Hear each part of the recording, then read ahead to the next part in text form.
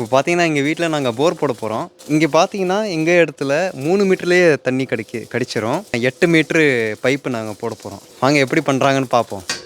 எவ்வளோ கூர்மையாக பண்ணுறாங்க பாருங்களேன். பாருங்கள் அந்த எண்டில் எவ்வளோ கூர்மையாக இருந்துச்சு, இங்கே எப்படி இருக்குது. இப்போ இந்த பைப்பை மேலே தூக்கி பைப்பை இந்த இடத்துல போட போகிறாங்க.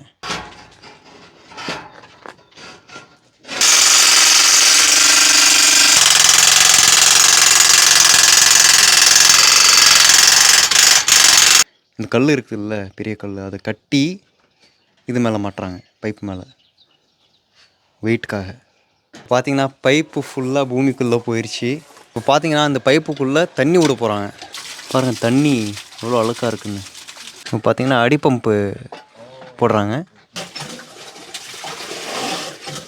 கீழே கல் இருந்துச்சு, குருத்த மண் இருந்துச்சு. பாருங்கள் எப்படி இருக்குன்னு. இப்போ பார்த்தீங்கன்னா இந்த மோட்ரு பம்பு போட்டு எல்லா தண்ணியும் எடுத்துருவாங்க. அழுக்கான தண்ணி எடுத்து சுத்தமான தண்ணியை அந்த வர அளவு வரையும் எடுக்க போகிறாங்க. பாருங்கள் மோட்ரு ஆன் பண்ணிட்டாங்க. பிஸ்மில்லாஹிர் ரஹ்மானிர் ரஹீம். ஹே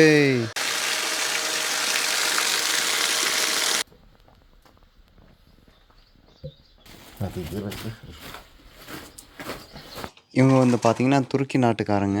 இவங்க ரஷ்யாவில் ரொம்ப வருஷமாக தங்கிட்டு இருக்காங்க. அவங்க ரஷ்யன் சிட்டிசன்னு. அவங்க வீட்டில் பார்த்தீங்கன்னா துருக்கி மொழி பேசுவாங்க. பார்த்தீங்கன்னா ரஷ்யாவில் எல்லா நாட்டு மக்களும் இங்கே தங்கிட்டு இருக்காங்க. பாருங்கள் பைப்பில் எல்லாத்தையும் கனெக்ட் பண்ணியாச்சு. பாருங்களேன் ஃபில்டரையும் ஃபிக்ஸ் பண்ணியிருக்காங்க. பாருங்கள் இப்போ தண்ணி போகுது.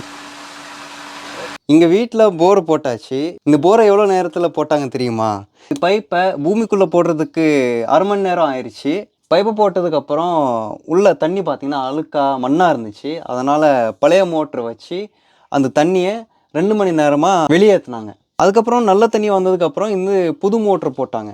இந்த மோட்ரு பார்த்திங்கன்னா ஆட்டோமேட்டிக் மோட்ரு. இந்த மாதிரி ஒரு ஃபில்ட்ரு கூட போட்டிருக்காங்க.